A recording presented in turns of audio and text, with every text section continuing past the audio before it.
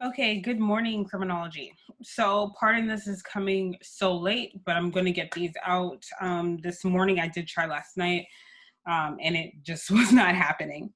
So, this week we do have two chapters to cover. You did cover partially um, chapter 6 last week. However, we're finishing it off this week. So this is the lecture that is going to cover chapter 6. The next lecture uploading is going to be chapter 7. So chapter 6 is on social structural traditions, theories and traditions. So let's get into it. I'm not going to waste no time at all. Okay. So chapter 6 is on social structural theories.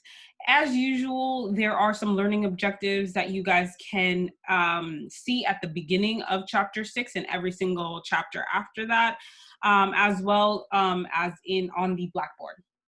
Okay, so I'm going to go over those learning objectives just because they are quite short and they won't take up too much time. But these are the learning objectives that you should take with you after the week is complete. So kind of use these as exam questions. They really are, most of the exam questions are taken from things that you should have taken away from every single chapter. So the learning objectives. So what, not Paul Price, but what Walsh and Jorgensen want you guys to take away with you after reading this chapter is that you should be able to state the basic premise of the social structural tradition. You should also be able to explain the assumptions of human ecology, its major findings, and the criticisms of human ecology. You should be able to describe the evolution of Anomie tradition and how various versions of it differ. You should be able to discuss the basic ideas of subcultural theories, how they are formed, and how the status concerns of young males are met in those subcultures. Explain why gangs are formed, what their function is, and how they relate to social structure. You should be able to evaluate the impact of anomie/strain theory traditions on criminology. And lastly, you should be able to debate the policy and prevention implications of the social structural theories. So let's get into it. And we're already on the slide. So the first section of chapter 6 goes over the social structural tradition, right? The social structural tradition is a framework of social institutions, okay? So again, it's a framework of social institutions. Specifically, those social institutions operate to structure the patterns of relationships amongst members of a society. Structural criminologists assume that human nature is socially constructed. Just like race is socially constructed, just like gender, deviance is socially constructed, so is human nature when it comes to the social structural tradition. Okay. Structural theorists work from the assumption made from general models of society and deduce everyday experiences of individuals from those models.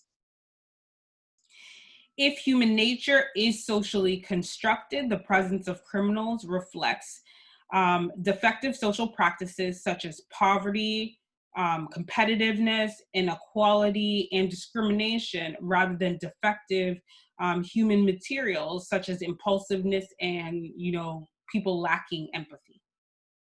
Okay. On the next slide, please pardon the first bullet point. I don't know where my head was at with that, so ignore that first bullet point. But the social structural tradition also views society as a system of mutually sustaining parts characterized by broad normative consensus. Consensus theorists are aware that conflicts between individuals and groups with different interests occur. Okay. And you don't necessarily need to be a consensus theorist to see this, but look at, historical events and current events that have happened when people or groups of people, ethnic communities, have moved into a neighborhood, a new neighborhood that's not their own, that has their own values, norms, laws, and policies. Okay. Just a side note, when we first moved to the town that I'm in now, again, I come from an immigrant background. My parents are citizens now, but yeah, like for those of you who don't know, I'm Haitian American, so of course I'm born in the United States, but my parents are immigrants from Haiti, who were held in Guantanamo Bay and things like that. Um, but when we moved in here, we had a lot of issues with some of our neighbors. Okay. And again, a lot of it, so there we're fine now. Like we're completely friends now. But a lot of it was new norms. Again, we were living in Cambridge, Massachusetts before, but when you move to a new town, there are new norms that the people, I'm not saying they were drastically different, but people in different communities, people in different towns have different laws, mores, and folkways, for those of you who are in Social 101, that they abide by. One of the things that we always used to get, screamed at about was our lawn. And again, first time homeowners, my mom and dad, like this is all new. So um, a lot of it could be taken as, us being defiant or even deviant. Okay. And again, deviance is a social construction. But let's continue. Okay. So again, I just stated that consensus theorists are aware that conflicts between individuals and groups with different interests will occur. These conflicts can be patched up by a mostly neutral legal system that all parties are said to respect. The legal system functions as society's immune system. Okay, so think of society as your body. Okay, or think of the legal system. Yeah, think of the legal system as your body, right? And when things are occurring outside of your body, that want to kind of like penetrate your body, what does the legal system do? Fight it off or cure it or remedy it. It's like a cold. Okay. Let's go on into the Chicago School of Ecology. Okay. Human ecology is the first criminology theory. I believe this was stated in the beginning, the first couple of chapters. Human ecology describes the interrelations of humans in the environment in which they live and views the city as a kind of superorganism with areas differentially adaptive for different ethnic groups. When natural areas are invaded by aliens or alien ethnic groups, large increases in deviant behavior will occur or ensue. I don't like necessarily saying when areas are invaded by alien ethnic groups, but just think of immigration, okay? And these people aren't intentionally wanting to step on anyone's toes, because if we look at the history of immigration, a lot of people are fleeing from war, famine, lack of job opportunities, hunger, etc. Okay. Are they foreign to areas such as the United States? And let's use Massachusetts. Imagine if we had like a boat of people come over and land here today. Okay. They are foreign, they are ethnic, right? And if you look at the history of the immigration in the United States, the first wave, the second wave of immigration, etc., right? Deviance always occurs with immigration. And it's because, norms are different all around the world. Norms are different. I'm not saying that these people, and the Chicago school is not saying that these people are inherently violent, deviant criminals, but the norms are clashing. Okay, so for example, this is a bad example, but you have imagine just having a people, like, they don't even have to come over on a boat, but a plane. So they come over and they're used to, what's a recreational drug? Marijuana. And imagine Massachusetts hasn't legalized. Imagine if Massachusetts hadn't legalized marijuana and these people recreationally use it around your neighborhood and town. You're going to see that as deviant because it's different norms. Over there, it was acceptable. Here, it's not. Get it? Okay. So that's what we mean when when groups come over and deviant behavior will increase or ensue. Okay. In their analysis of Cook County juvenile court records spanning from 1900 to 1933, Shaw and McKay in 1972 noted that the majority of delinquents always came from the same kinds of neighborhoods. This suggested that the existence of natural areas that facilitated crime and delinquency were independent of other factors. Their findings also increased confidence amongst sociology in their assertion that the environment was more important than ethnic group or individual difference in explaining criminal behavior. Okay. Previous research on social ecology characterized the spatial patterns of the United States cities as radiating outward from central businesses and industrial areas in a series of concentric circles or ecological zones. Now, what is social disorganization theory? Social disorganization is the inability of neighborhood residents to recognize common values. It is created by continuous redistribution of neighborhood populations, bringing with them a wide variety of cultural traditions. This makes neighborhoods lose a sense of community. It leads to the breakdown of power of informal community norms regulating conduct. In the absence of pro-social values, a set of values supporting antisocial behavior is likely to develop to fill the vacuum. Collective efficacy is social cohesion, mutual trust, and the shared expectation of community members to take action towards the common good. It can influence the maintenance of public order by taking collective action to prevent crime. So an example of this is, neighborhoods forming neighborhood watch groups, voluntary types of associations that people take part in, and also people in these neighborhoods or in these towns demanding for various types of police services. Here's a figure from the section of social disorganization in our chapter 6. Okay, again, it is an illustration of how social disorganization can occur. Here's our figure on a diagrammatic presentation of social disorganization theory. And again, using the prior example of immigrants coming into city looking for work and congregating in typically the poorest areas, right?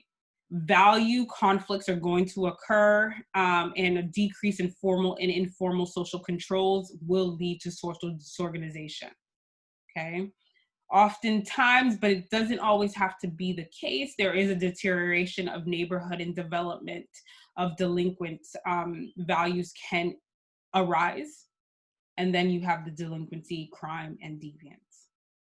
So pause here, take a look at it. Also go back to the corresponding place in the chapter, read the example, and really kind of imagine this theory in your head.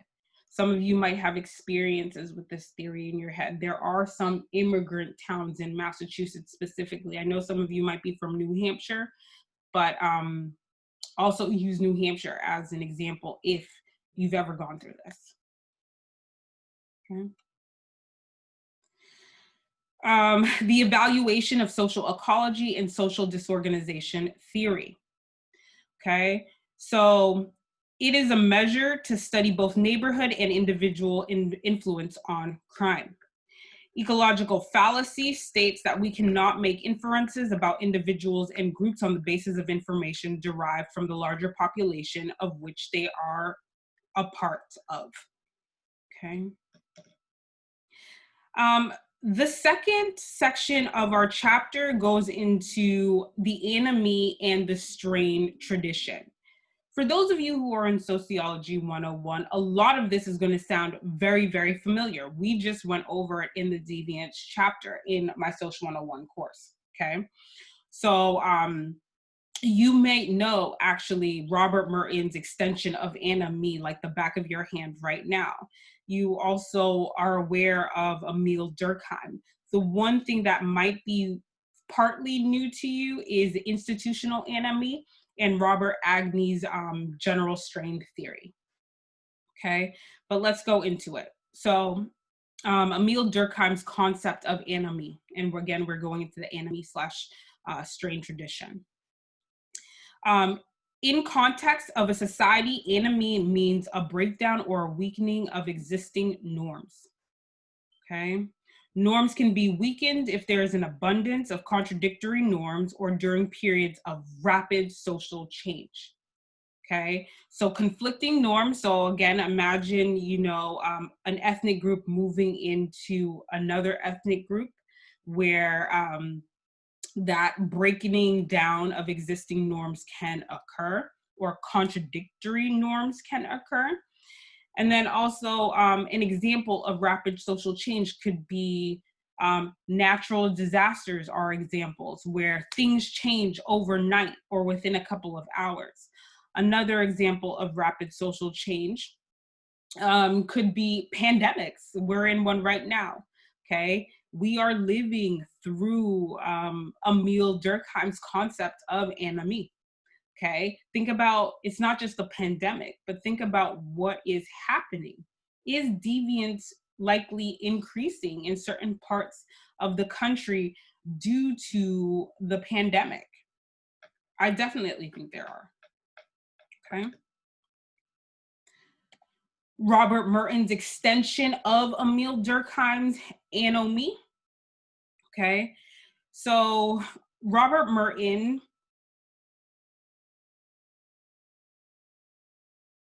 Robert Merton's extension of anomie. Okay, so quickly, Robert Merton is going to refer to the inability to attain resources legitimately will generate unhappiness or strain. So how Robert Merton is going to extend Emile Durkheim's whole concept of anomie is that he's going to say that not only does, how can I state this? Not only is anomie going to break down during times of rapid social change or weakening of social bonds or contradictory norms, but anomie is also going to arise or occur when goals that people are supposed to acquire in society cannot be attained legitimately. Okay, so let me give you the example. Okay, so when it comes to Robert Merton's strain theory, Robert Merton says that people experience strain, right, when society sets up goals. And Robert Merton uses financial success as the goal, specifically in the United States. So society will set up this goal. You must be financially successful, but then society does not deliver the means to acquire that goal. So people experience a strain, and some people will resort to using illegitimate types of means to acquire that goal. So for most of us, to reach financial success, most of us are going to go to school, get a job, move up that ladder, acquire skills, and reach financial success. Other people are going to be like, nothing is working. Nothing is working. So I might bribe, I might steal, right? The goal is still the same. We all want financial success. but this person's going to do it illegitimately. Okay. I hope that makes sense. That example makes sense to you guys. Okay, so again, he refers to the inability to attain resources legitimately, and it's going to generate unhappiness, what creates strain. This sometimes leads to efforts to obtain them illegitimately. He suggests that the acceptance of the middle class values generates crime by placing too much emphasis on financial success. He describes anomie as a permanent condition of society caused by the disjunction between economic success and legitimate opportunities provided by society to achieve it. I will put up a figure of Robert Merton's strain theory and an explanation of the different types of modes of adaptation people can experience when they are dealing with strain. Sound good? Okay. I'll post this PowerPoint lecture up as well. IAT, institutional anomie theory. Okay, anomie theory. So institutional anomie theory claims that high crime rates are intrinsic to American society and that all social levels in America is organized for crime. Meritocracy is unfair and criminogenic. The social structure can both insulate and also impede. IAT argues that the economy, family, religion, education, and the political system are major social institutions that have an immense impact on the power to influence social behavior. High crime rate is the result of an imbalance of power amongst these social institutions.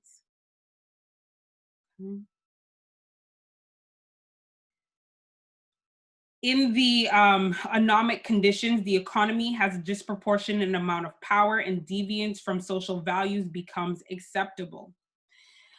Decommodification refers to policies intended to free social relationships from economic considerations by freeing the other social institutions from the domination of the economy. Lastly, moving on to Robert Agnew's general strain theory. Okay. General strain theory states that strain can also result from the removal of positive stimuli. So an example of a removal of positive stimuli is like losing a boyfriend or losing a girlfriend or losing a job. Okay. Strain can also result from the presentation of negative stimuli. An example of negative stimuli would be from previous chapters taken, child abuse, neglect, and even in our chapter in Punish that we're reading, negative school experiences. Okay, Robert Agnew states that crime and delinquency are primarily the result of negative emotions like anger that arise from strains and how one copes with such emotions. So make sure you guys go back through those anomie and strain traditions and know how they differ. Again, there's slight differences amongst them, but know how they differ. Extending the anomie tradition, or extending anomie, and now moving on to subcultural theories. So the first theorist I want us to go into is Albert Cohen, okay? Low-income youth, and he's looking at low-income youth and how they adapt to the limited avenues of success, okay? Robert Cohen in 1955 proposed a subcultural theory explaining how low-income youth adapt to the limited avenues of success open to them. Most criminal behavior, he states, in low-income neighborhoods are not a rational method of acquiring financial avenues, as Merton claimed, according to Cohen, but rather an expression of short-run hedonism. Short-run hedonism means the actor seeking immediate gratification of his or her desires without regard for any long-term consequences. Just like the analysis of cultural criminology discussed in the previous chapter. Much delinquent behavior is non-utilitarian, malicious, and negative, and turns middle-class norms of behavior upside down. So, for example, destroying rather than creating. Because low-income boys cannot adjust or live up to what Cohen calls a middle-class measuring rod, they experience a status frustration and spawn an oppositional culture with behavioral norms consciously contrary to those of the middle class. Criminal subcultures as a kind of mass reaction formation to the problem of blocked opportunities caused by social structure, although he saw frustration not as blocked opportunity, but as the real problem. Also, low-income youths, he also, what's it called? He also notes that low-income youth desire approval and status. So, low-income youth would desire street cred or a reputation or want to be seen as the juice, okay? Like everyone else, but they seek it via alternative means since they have difficulty achieving such middle-class approval through middle-class means. You are going to notice this right at the beginning of the Punish chapter, okay? Where there are all these contradictory means that these Black and brown boys are experiencing in Punish. They are trying, but it's clashing. Okay. Cloward and Olin's opportunity structure theory, OST. Okay.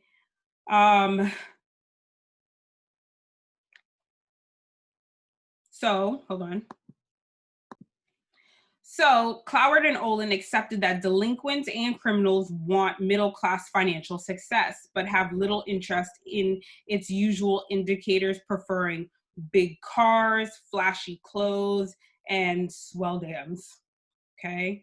Their biggest contribution, however, and I'm again referring to Cloward and Olin, their biggest contribution was to point out that just as there are barriers to achieving legitimate success, there are barriers to achieving illegitimate criminal success. It takes more than talent and motivation to make it within either the legitimate or illegitimate opportunity structure. To obtain illegitimate opportunity would-be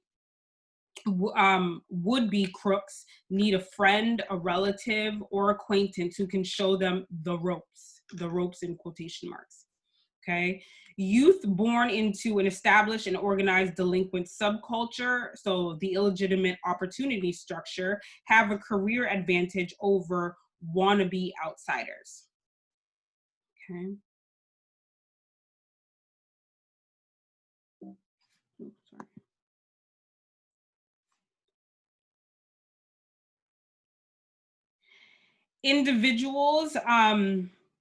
Individuals within an illegitimate opportunity structure join criminal gangs. The best example of this type of gang is organized crime gangs such as the Mafia, which has a pool of aspiring sponsored recruits. Cloward and Olin also identified two other gang types that develop from the frustration in low-income culture: conflict gangs and retreatist gangs. Conflict gangs are generated in slum areas with a high degree of transience and instability, as opposed to stable areas with established illegitimate opportunity structures. Their efforts to make a living from criminal activity tend to be individualistic, unorganized, petty, poorly paid, and unprotected. Okay.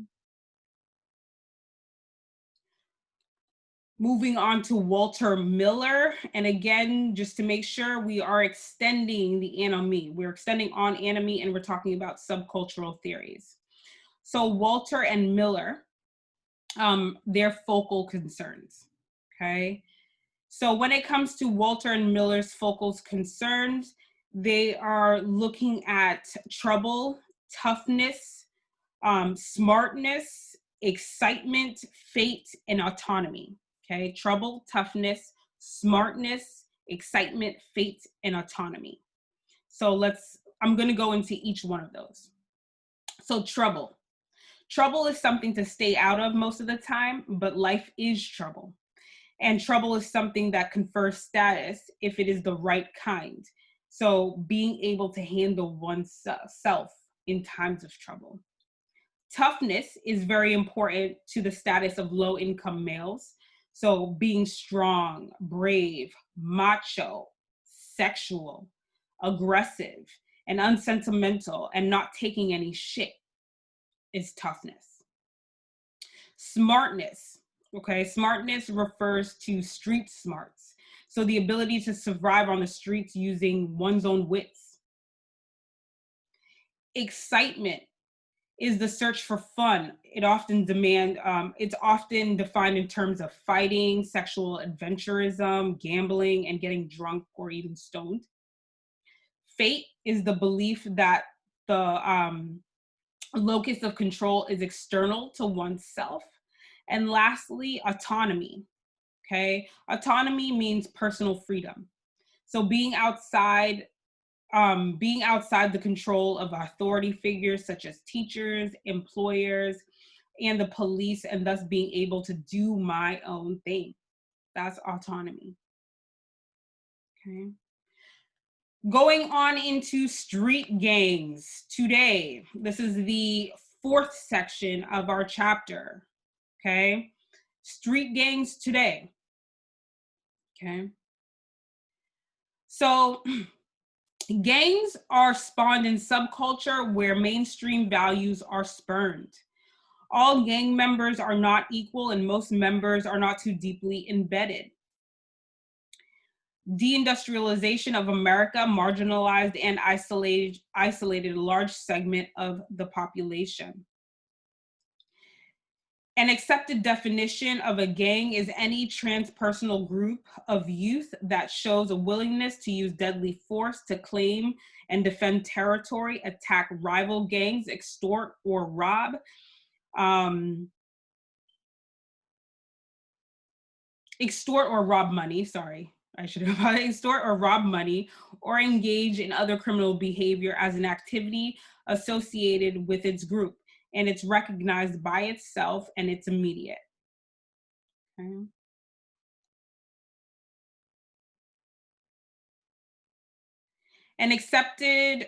Some gang members from the core membership of the gang are more deeply embedded in its criminal activities. Okay. Most members of a gang are more peripheral. Most gang members are more peripheral and are not deeply embedded in the gang. So they belong to it for shorter periods of time and are not privy to most of the criminal aspects of the gang. Gang membership has increased dramatically since theorists such as Cohen were writing in the 1950s and the 1960s. The increase has been largely attributed to the loss of millions of manufacturing jobs in the US.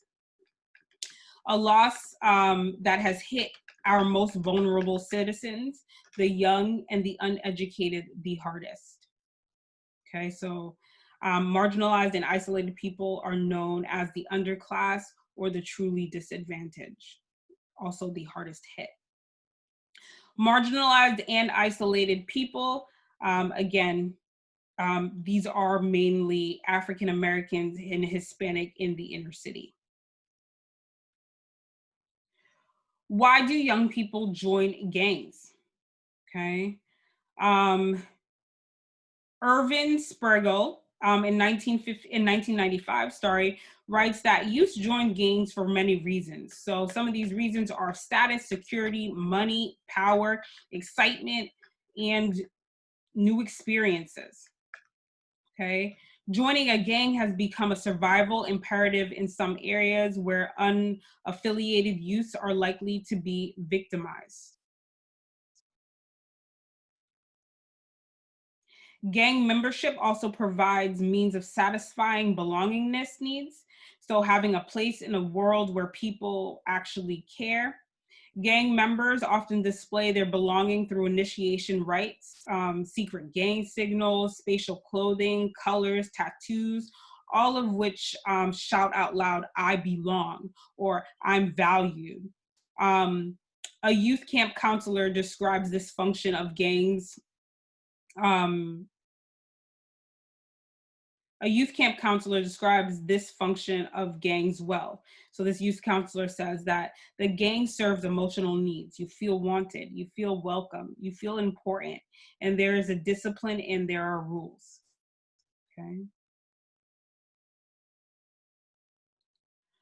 Um, Social institutions, especially those institutions such as the family and the economy, satisfy most needs for most of us, but in the virtual absence of the influence of these institutions in the lives of most affected by the economic and demographic transitions of the past few decades, the gang offers um, an attractive substitute. Okay. As a structuralist sociologist, Martin Sanchez Jankowski, in 2003, states he wants to focus less on the psychological rewards of gang membership and more on the relationship between the structure of society and the structure of a gang. He argues in the tradition of IAT, stating that the competitive nature of American society requires winners and losers, and gangs are composed of society's losers. Okay. Sanchez Jankowski sees gang members in a Meritonian fashion as accepting the economic principles of America and seeking economic success within the confines of limited opportunities as they perceive as being available to them. So refer back to strain theory here, right? Everyone wants success, even the losers in society. Okay. But for us winners, we do it the proper way because we have those means of doing it the proper way. Whereas people who are in gangs are in this opportunity structure that limits them. So they have to turn, or society and the structures force them, because they're limited, force them to turn to illegitimate ways. Okay. And then here is a figure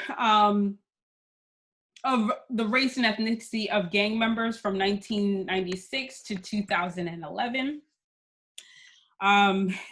So pause, take a view of this. You have, I'm going to try to distinguish them for you if you can't see. The darkest blue is Hispanic or Latino. The baby blue is Black or African America. The dark green is white, and the lime green is orange. So just look at the fluctuation of gang membership from 1996 to 2011. Okay. The fifth section of the chapter 6 goes over the evaluation of anomie and strain subcultural theories. Let's go over anomie strain tradition. So it has had a large impact on the theory generation in crime. A flaw in the theory when it comes to anomie and strain theories is that, as per the theory, criminal behavior should become most salient for young people entering the job market. Yet there is a significant decrease in antisocial behavior in this age group. Another flaw is that there is no other sorting of individuals other than class-based socialization practices. Okay, the subcultural theories looks at a pattern way of life. Sorry. However, there are doubts as to whether there are distinct low-income subcultures in this sense. The anomie/strain theory does not link crime straightforwardly to poverty, but sees it as having a criminogenic effect only when coupled with competitive culture. Lastly, policy and prevention, so implications of social structural theories. Policy changes that can help reduce crime rate involve strengthening the sense of a community in neighborhoods. This can be done by the cooperation of schools, churches, recreational centers or clubs, trade unions, businesses, and counseling. Increasing opportunities for youth would result in lowering crime rates. And also demodification. Demodification is also used to tame the power of market in defining economic success. Okay. So that is chapter 6 for you, summed up as fast as I could get it summed up. I am about to do chapter 7. So hold on for that. I'll be back.